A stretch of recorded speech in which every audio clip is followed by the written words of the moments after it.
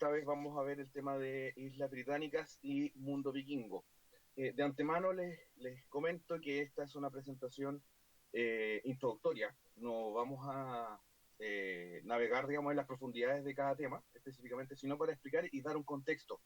Principalmente ya que las Islas Británicas son el escenario de una buena cantidad de irrupciones del mundo vikingo. Es por esta razón que decidimos hacer esta presentación. Quisiera saber si se escucha bien.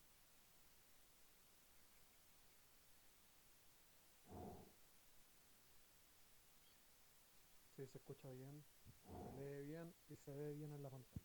Excelente. Hola Juan José, hola Fran, hola Cristian.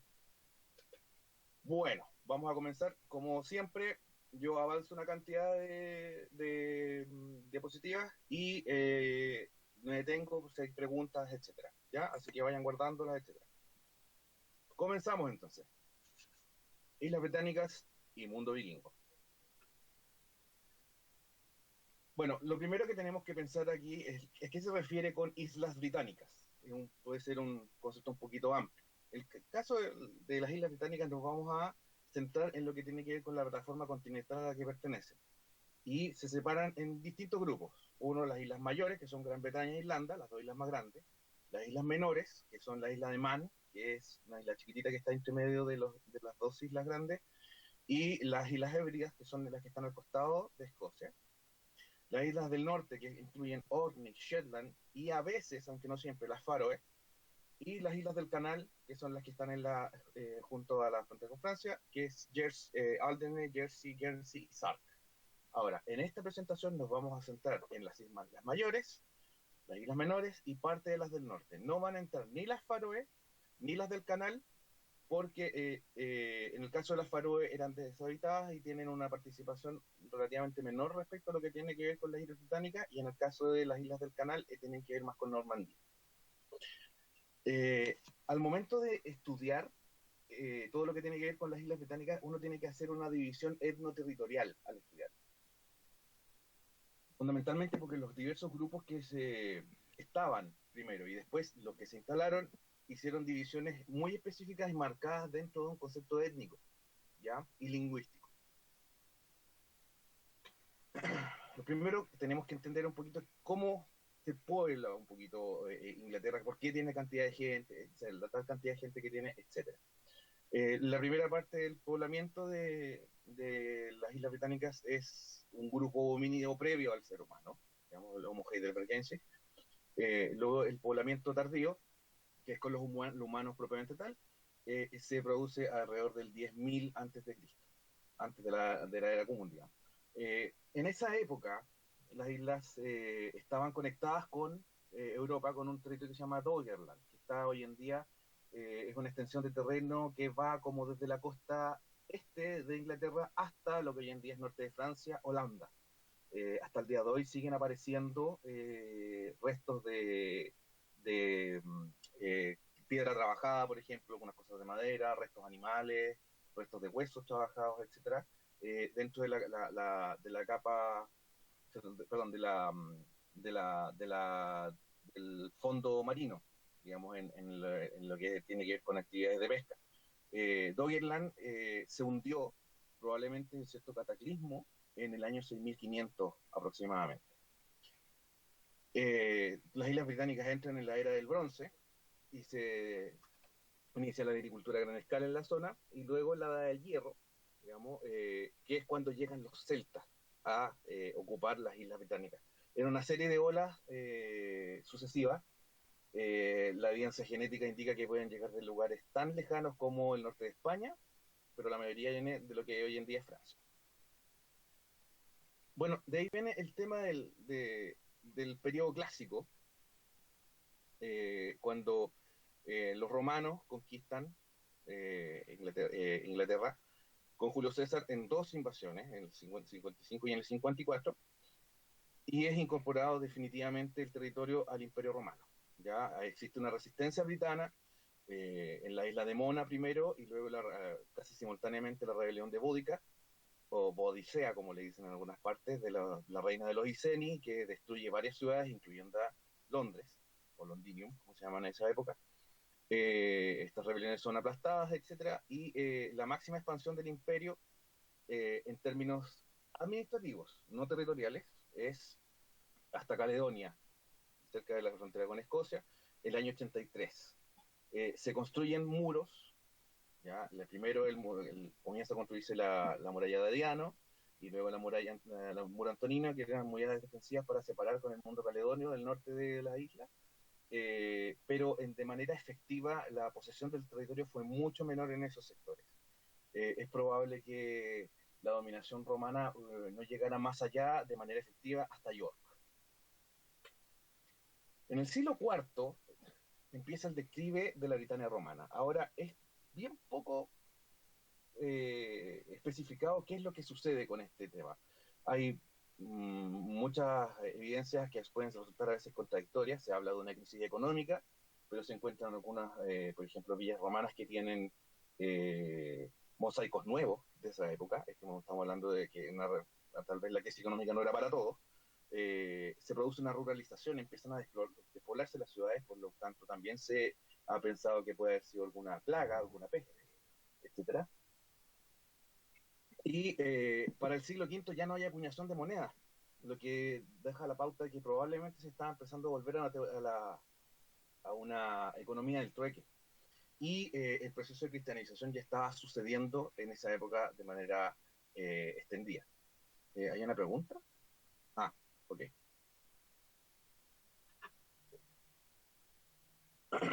Bueno, la población que queda en las islas es una población de origen britano con influencia romana, la de romano británico, etcétera, que tienen un idioma que corresponde al grupo céltico, pero con influencia latina. Es en este momento es que hay un pequeño problema para trabajar las fuentes. Hay muy pocas referencias a esta época. La mayoría son del corte legendario. Y la primera que tenemos al respecto es el tema de Vortigern. Vortigern es un rey de los bretones, en la leyenda, digamos, y que él habría traído a dos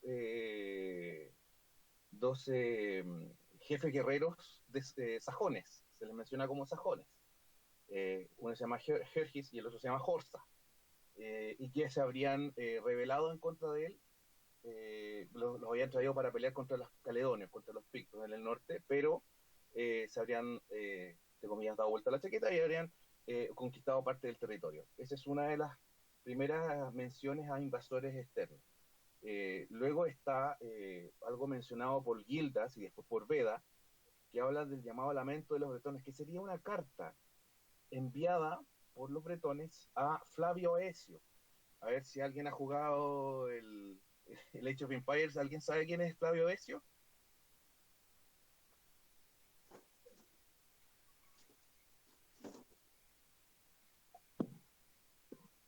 ¿Nadie?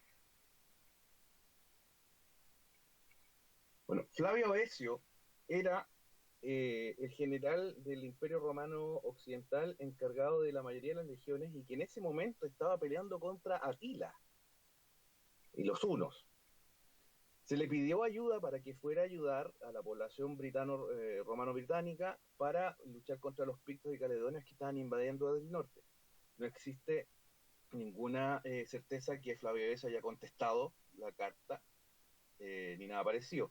Por lo tanto, se da a entender que realmente Britania ya estaba sola. En realidad, las tropas se habían retirado de Britania, las legiones, en el año 407. Por lo tanto, la isla estaba absolutamente desprotegida. En el año 577, perdón, se produce la batalla de Deorham.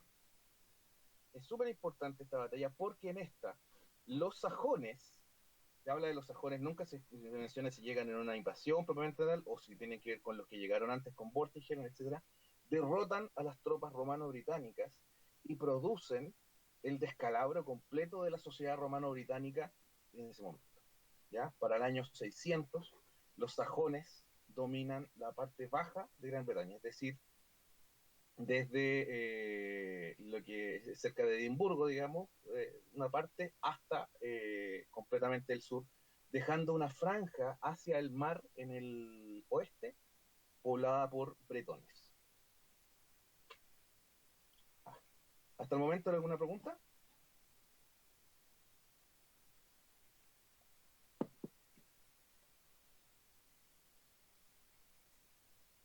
¿Todo bien? Ajá. Ok, continuamos. Bueno, vamos a describir un poquito los grupos que están en juego, digamos, en esto. Primero los bretones, que hablábamos hace un rato, que son herederos de la cultura romano-británica. Los tienen una serie de reinos, todos ubicados en la costa oeste, perdón, sí, oeste, la costa oeste de la isla grande de Gran Bretaña. Los más importantes son Cornubia, o también llamado Dumnonia, lo van a poder encontrar con esos dos nombres, que es donde está la actual, la península de Cornualles, que se llama. Ellos tenían el monopolio del estaño, ya que todavía seguían haciéndose cosas de bronce, era la principal fuente de ingresos de este reino. Después tienes Gwynedd y Glaswegian, que son lo que está en la actual parte de Gales, donde está Cardiff, etc. Brígine, que era un pequeño reino buffer que había entre estos dos anteriores, y finalmente Altclut, o también se le puede encontrar como el reino de Strathclyde, que está mucho más al norte, cerca de la frontera con Escocia. Ese es el punto de mayor expansión hacia el norte de los bretones. La ocupación por los invasores es difícil, es decir, el área donde los instalaron los bretones prácticamente no fue molestada durante 600, 700 años. La economía, como les dije hace un momento, es basada en el metal. Siempre se habla que las mejores, o sea, en algunos textos se habla que las mejores espadas provienen de los bretones. La mayoría son cristianos, quedan algunos reductos paganos en algunas zonas, y se transforman en tributarios de anglosajones primero, después vikingos y finalmente normandos, hasta que Eduardo I en 1283 los anexa. Y con eso termina Gales como una entidad independiente. ¿Ya? Respecto de anglos y sajones, el tema es un poquito más complejo. Digamos. Sabemos que ambos pueblos son germanos, que provienen de la zona de Sajonia y Anglia, que es parte norte de Alemania, de Inglaterra, o sea, de Dinamarca y una parte de Holanda. Es posible que existieran otros pueblos asociados a esta invasión, junto con estos otros dos grandes pueblos. Hay una evidencia lingüística en muchas palabras que tienen que ver, que no están presentes dentro del idioma previo, digamos, anglos y sajones, etcétera, pero están presentes en el frigio, por ejemplo. Entonces se habla de un movimiento de mercenarios en la zona, probablemente. Se divide el territorio en 7 reinos, la llamada Eptarquía. Se crean los primeros monasterios a cargo de ellos. Esto que vemos aquí directamente es el casco de Sutton Hoo, no sé si le suena en alguna investigación.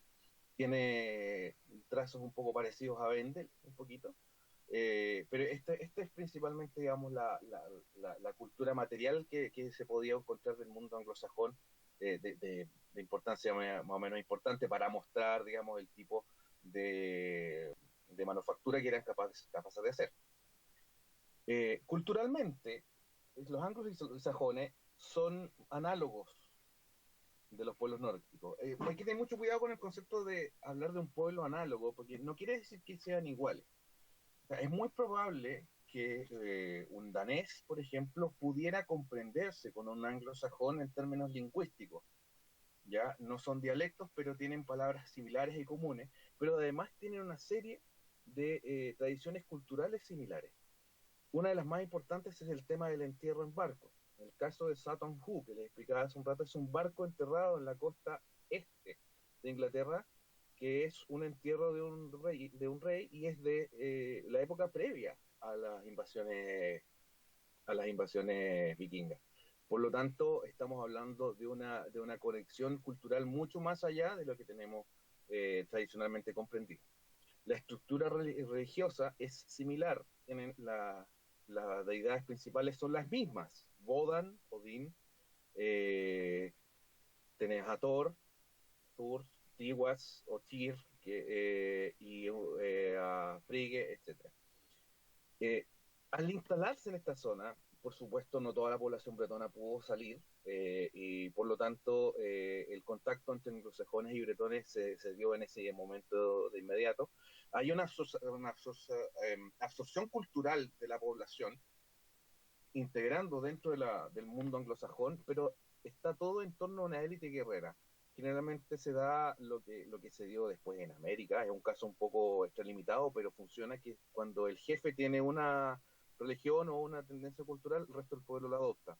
Es muy probable que esto se haya dado de esta manera también, y que una buena parte de la población que debería, o sea, que vive en el terreno anglosajón, es de origen britano, pero culturalmente es anglosajón posteriormente. Hay una evidencia lingüística en cultura inmaterial y en genética, que es lo que han estudiado bastante los ingleses en los últimos años, principalmente asociado a una serie de problemas de salud genéticos que están asociados a estos grupos, tales como algunas afecciones de la piel, etc. Bueno, en el caso de los hutos, que siempre están deliberadamente diferenciados de anglosajones en las crónicas que existen. Los hutos vienen de lo que hoy en día es Dinamarca. Es un pueblo previo al desarrollo de la cultura vikinga como la conocemos propiamente tal. Es muy posible que hayan tenido una similaridad a Vendel. Dan origen al reino de Kent, por eso es que se habla que los dos individuos que invitó Vortigern, que les mencionaba hace un rato, Kerkis y Horsa, hayan sido hutos y no anglosajones. Se instalan en esa zona, son posiblemente los primeros en ser cristianizados, y esto se refiere a que la primera ciudad en todas las islas británicas que tiene una caracterización religiosa sagrada importante y es un lugar de peregrinación en todas las islas es Canterbury, que es la capital de Kent. Eventualmente este reino, que es mucho más pequeño que los otros, es incorporado, absorbido por Wessex. ¿Hasta el momento vamos bien? ¿Pregunta?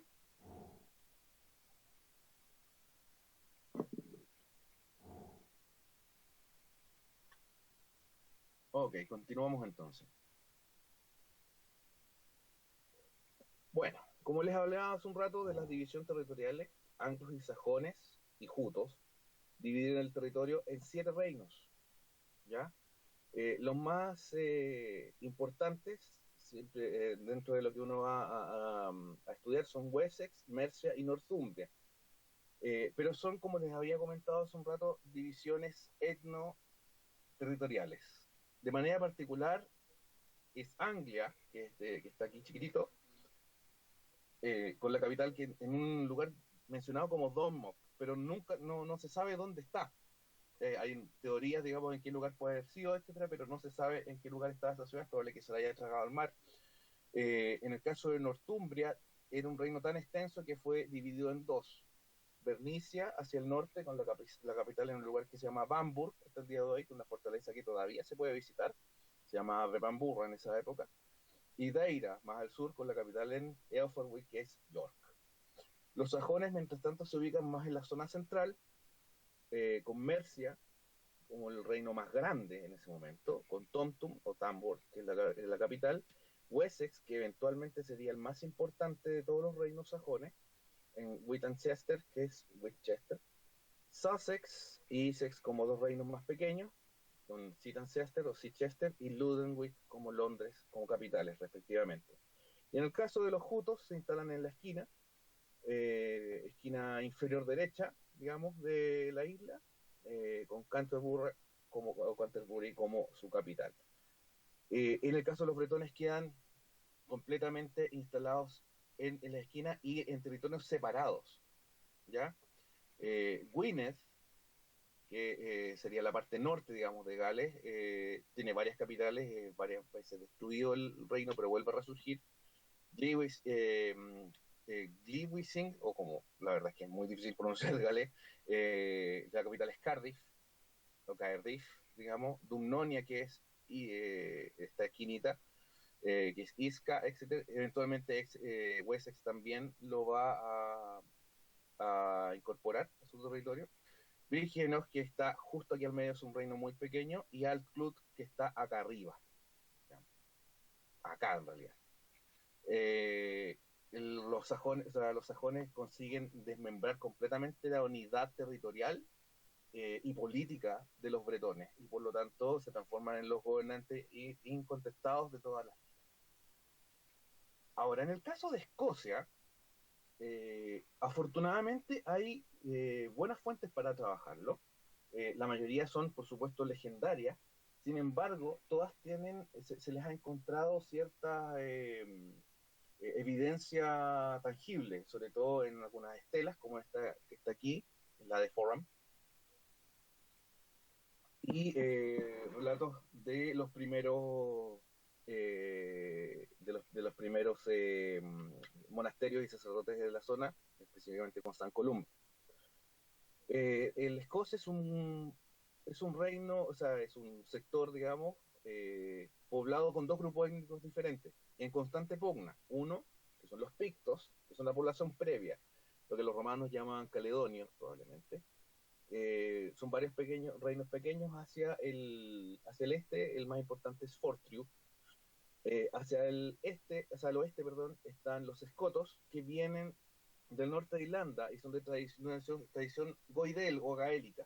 Hablan un idioma diferente, etcétera. Del idioma picto no quedan trazas prácticamente. Y el rey más importante es el reino de Dalriata.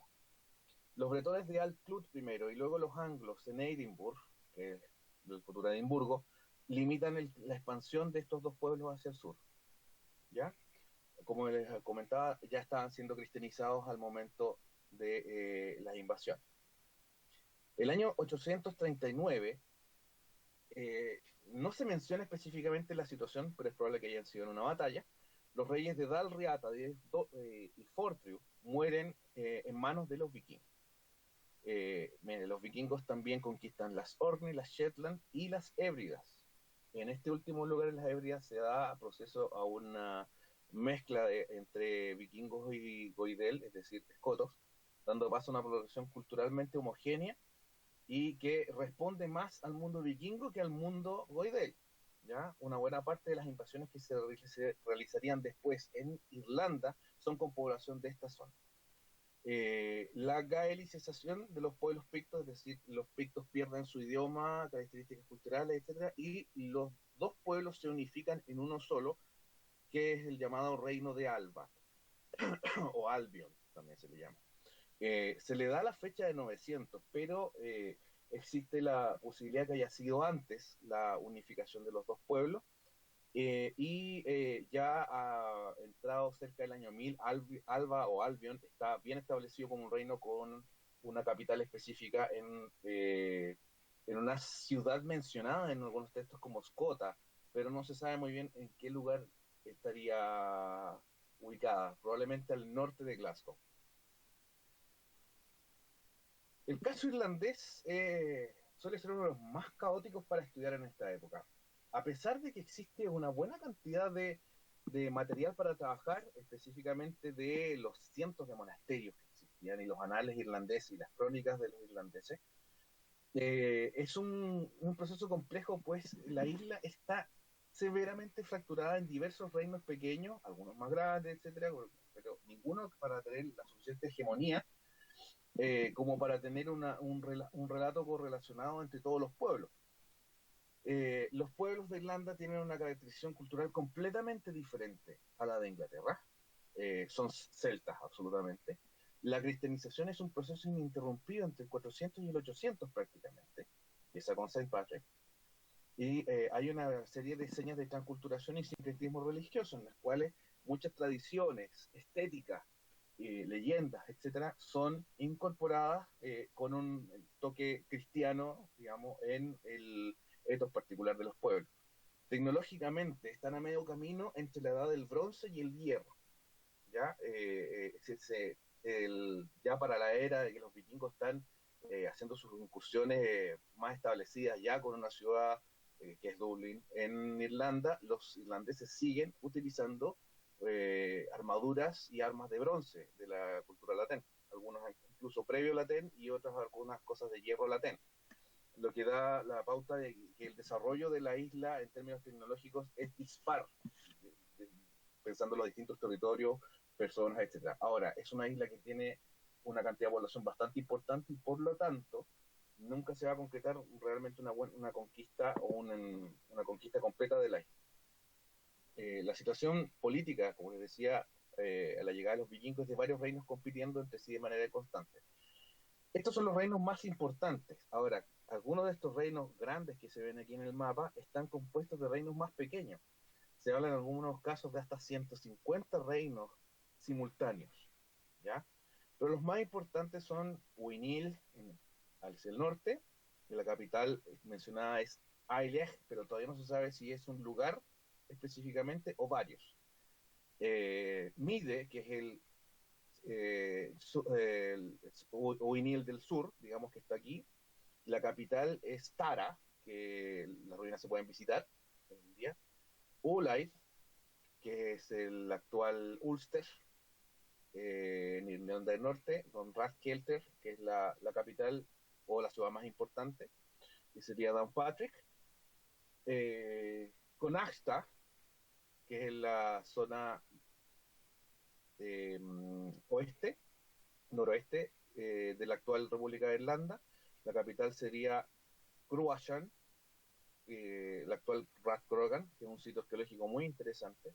Moomine o Munster, ¿ya? Que es el nombre más moderno, que la capital tenía dos capitales, una que es Cashel, que está hacia adentro, digamos, y otra que es Cork, aunque una ciudad muy importante es Limerick.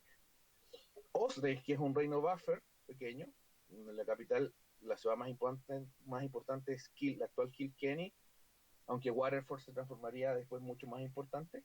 Y finalmente Laigin o Leinster, cuya capital o ciudad más importante es finalmente Dublín, ¿ya? Y que tiene una influencia vikinga directa. Ahí lo vamos a ver un poco más adelante. Bueno, hasta el momento, ¿alguna pregunta?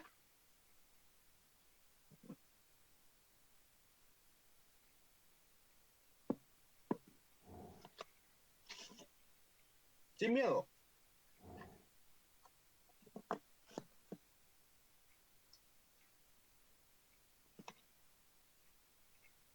Ok, continuamos entonces porque ahora se nos pone vertiginoso el asunto. Llegan los vikingos. Bueno, como les pongo aquí, existen pocos eventos contemporáneos tan rápidos y efectivos como la conquista vikinga en el siglo X de la era común. Algunos historiadores han tentado de comparar la irrupción de los vikingos con lo que habían hecho varios años antes los hunos, pero los hunos no dejaron ningún imperio, ¿ya? No hicieron una ocupación efectiva del territorio. Los vikingos sí. De una serie de incursiones rápidas, conquistan territorio y transforman en tributarios a varios reinos adyacentes.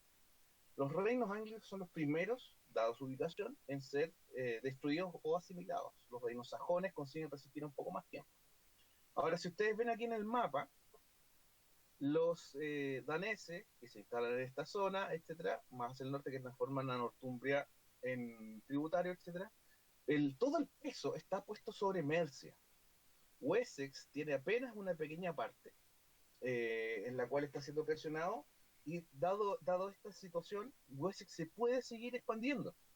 De esa manera es la que incorporan a Kent primero y después a Dumnonia o Cornubia, que es el reino de los bretones hacia el sur. En la zona se instala población vikinga, pero también se incorporan muchos vikingos como mercenarios al servicio de los reinos de Wessex o de Mercia, ¿ya? Al 912, como ustedes pueden ver, los anglos prácticamente han desaparecido.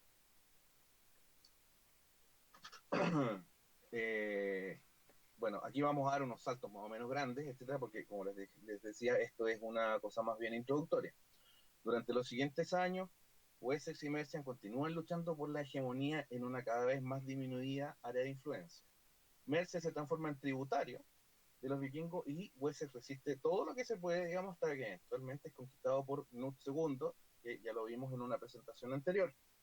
Eventualmente Wessex vuelve a resurgir de la mano de Eduardo el Confesor, que estaba exiliado en Normandía, y se forma England. Sin embargo, el ocaso de los anglosajones se concreta apenas 24 años después, con la invasión de Guillermo el Conquistador desde Normandía.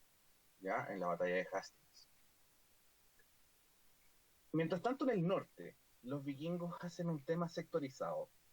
El por qué es todavía tema de debate.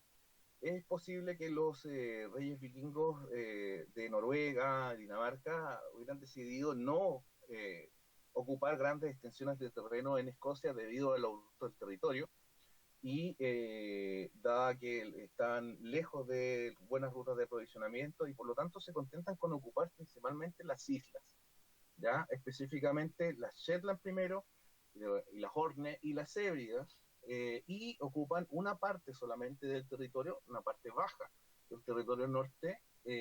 Sin embargo, las huellas que quedan ahí desde el punto de vista cultural son muy menores. Se habla, por lo tanto, de que es muy probable que hayan sido unidades más bien tributarias y con algunas ubicaciones tipo colono. No existen muchos datos sobre si en el reino de Escocia, digamos, de Alba o Albion, vikingos hubieran tratado de luchar, digamos, como mercenarios de estos reyes. Es probable que no haya sido así. Sin embargo, hay varios antecedentes de que sí se transformarían en tributarios de algunos reyes vikingos. El más importante y conocido de ellos es el caso de Nut, que recibe la digamos, la pleitesía, digamos, de tres reyes escoceses, ¿ya? Incluido el Macbeth histórico. En el caso, digamos, del tema marítimo, que es lo importante aquí, los vikingos dominan todo el tráfico en esta zona, ¿ya? Si bien los pueblos britanos y irlandeses no son especialmente marítimos, sí había un tráfico constante. Y en el caso irlandés, que es un pueblo esclavista, los raids a ocupar, a atrapar esclavos en las Islas Británicas es algo constante. Y quienes controlan el tráfico en este caso son los vikingos. Y en Dublín, específicamente, está el mercado de esclavos más grande de la zona. ¿Ya?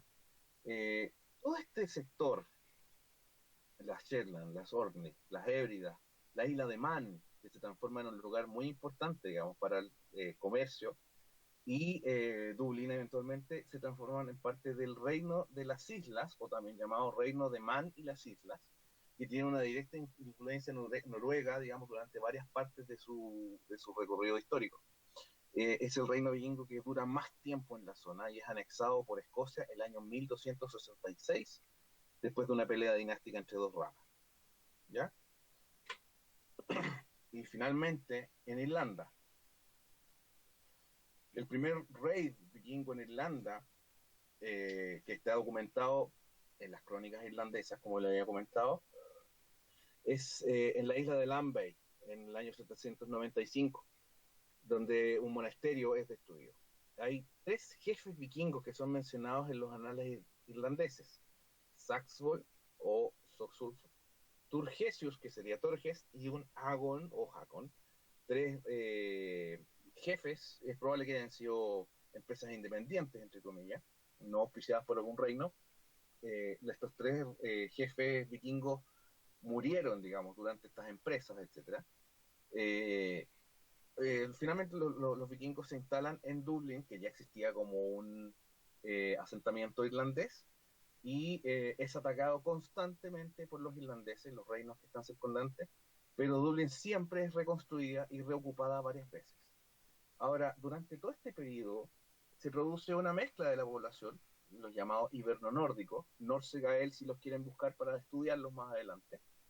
Irlanda es uno de los territorios más fracturados políticamente hablando, por lo que los vikingos nunca logran una concreta división de los enemigos.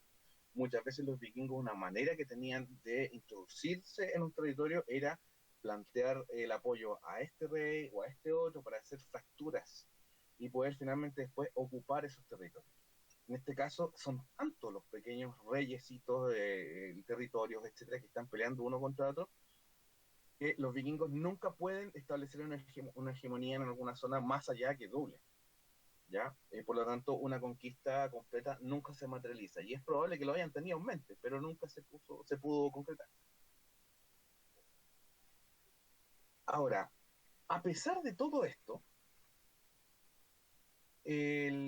los vikingos, o sea, los irlandeses consiguen elegir un alto rey, un High King of Ireland, varias veces. O sea, por lo menos lo que yo he revisado, se supone que hay tres, bien especificados, pero hay otros más que son más legendarios, etcétera. El caso de Brian Boru, que es el último gran rey de Irlanda, es el más exitoso en términos de la lucha contra los vikingos. En la batalla de Clontarf, en el año 1014, se enfrentan los irlandeses, que tienen vikingos también, y no vikingos en sus filas, contra Dublín, que es un reino vikingo, y Leinster, que es un reino irlandés, pero aliado de los vikingos.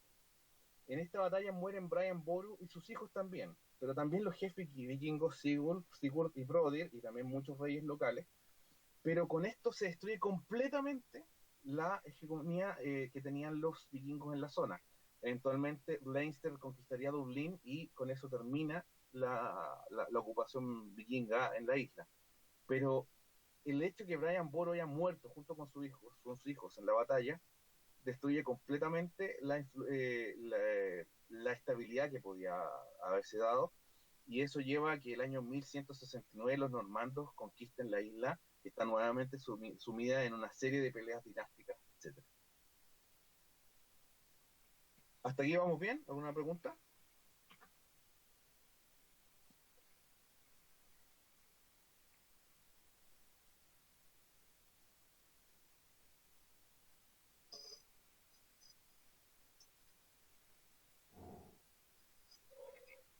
Ok.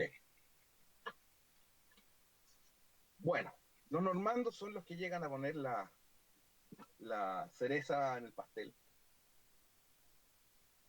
Como sabemos, los normandos son un pueblo de origen franco-vikingo del norte de la actual Francia. Su élite gobernante se considera proveniente de Rolo, jefe vikingo que les entregaba la zona como limes. Acuérdense que limes son esos pequeños reinos que se le entregan a un invasor para que proteja la frontera por el rey de los francos.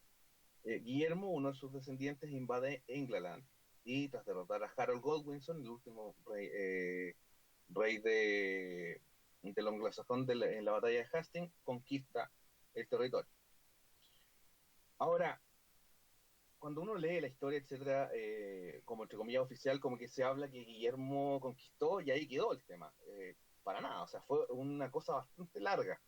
Durante los siguientes 25 años, Guillermo tuvo que hacer una consolidación del poder, ya que las tropas que traía no alcanzaban para ocupar todo el territorio. Hizo algunas alianzas, etcétera, y estuvo plagado de rebeliones. Y en esas rebeliones, por supuesto, estuvieron los vikingos, ¿ya? Si bien estábamos viendo que estaba junto con Guillermo y Harold Godwinson, estaba Harold Hardrada también, etcétera, los vikingos no dejaron de hacer intervención en la zona, en parte porque todavía había una gran parte de la población que tenía origen vikingo y que tenía conexión, digamos, etcétera, con Noruega y con Dinamarca, etcétera, sino que además también es el área de influencia.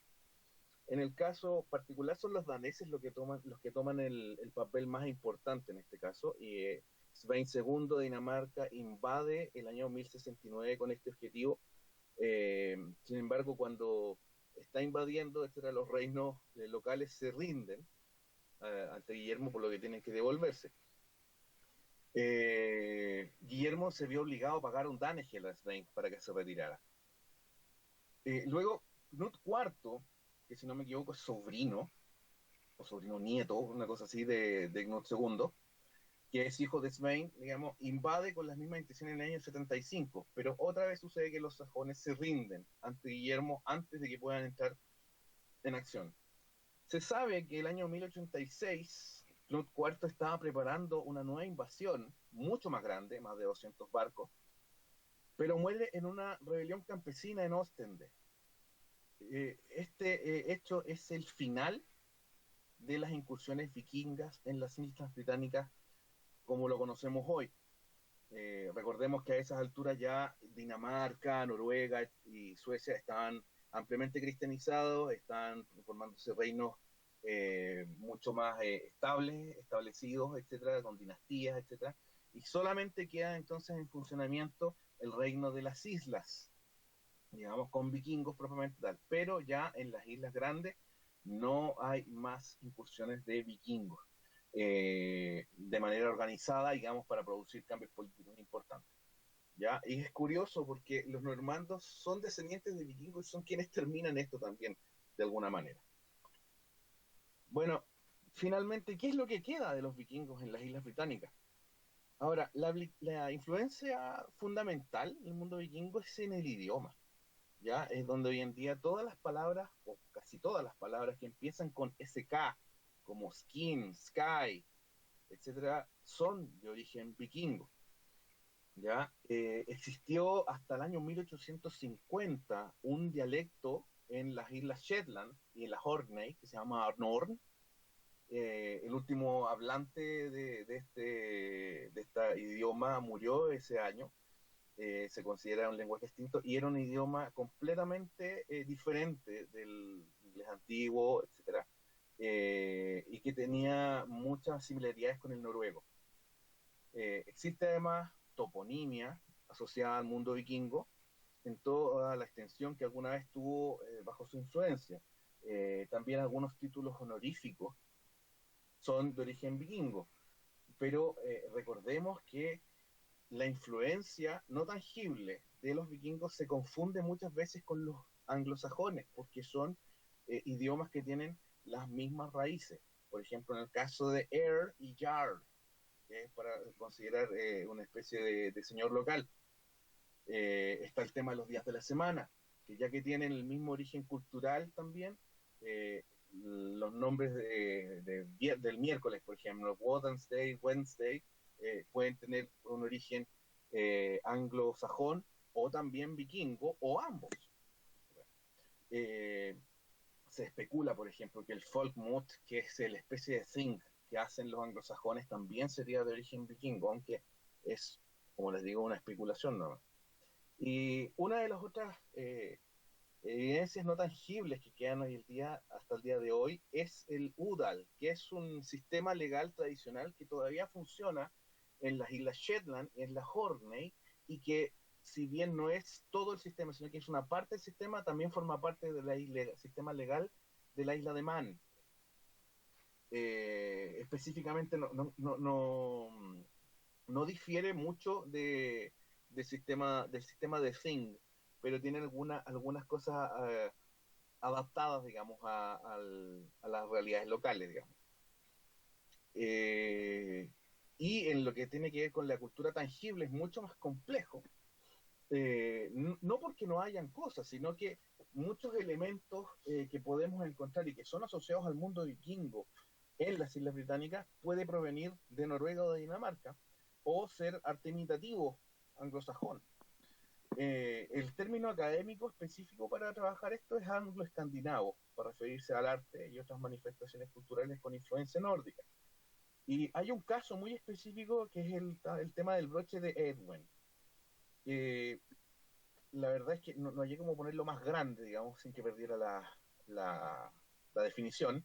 Este broche tiene una serie de dibujos, digamos, en filigrana, que están muy asociados al arte tardío vikingo, y por atrás tiene escrito eh, en anglosajón aquí, pero al medio tiene la llamada pseudo runa, que es algo que se ha encontrado más seguido dentro de la evidencia arqueológica.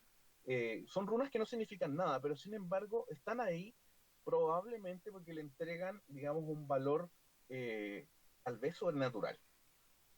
¿Ya? Existe también la posibilidad que algunas estructuras de piedra monumental, estas tremendas como obeliscos que construían algunos anglosajones en algunos sectores, puedan tener el mismo origen, pero de nuevo también hay mucha especulación y no hay un consenso del todo.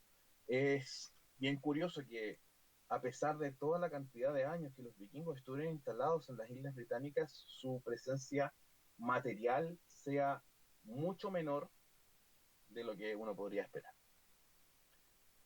Bueno, para estudiar esta época, las fuentes son muchas en el caso de Irlanda, muy pocas en el caso del resto. En el caso de los anales irlandeses, yo les recomiendo tratar todo lo que tiene que ver con la llamada Crónica de Irlanda, que está armada a partir de varios anales. de Innisfallen, Ulsten, el Chronicon Scottrum, Clocknoise, Eckernach, Boyle y los anales fragmentados, que no están completos, pero entregan varias cosas importantes. Estos son, o sea, los anales irlandeses son muchos más, pero estos son específicamente los que hablan de vikingos. Yo se los puse ahí de esta manera. Y la historia eclesiástica de los ingleses, de Beda el Venerable, que es, la verdad que yo creo que a esta altura deberíamos haberlo leído todos porque habla bastante de las invasiones vikingas. Y bueno, finalmente en lo que es bibliografía, eh, bueno, yo siempre me apoyo, digamos, en este libro, que es, la verdad que es bien antiguo, el de Henry Pinel, pero que te otorga unas buenas líneas para poder trabajar el estudio posterior. Ya les había hablado alguna vez de Claire Dunham, de los vikingos en Irlanda. Ella tiene también uno que tiene que ver con específicamente vikingos, digamos, y sus reyes, digamos, y los reyes. Y específicamente en la dinastía de Ivar, que es un rey de Dublín, el último rey, digamos, de Dublín. Y los irlandeses tienen buenos trabajos también, como este de los vikingos e Irlanda, de Routledge, que es bien nuevito. Y bueno, Peter Sawyer, que tiene muy buen trabajo. Aquí sale harto sobre Escocia. Sería bueno decir en lo que lo puede conseguir.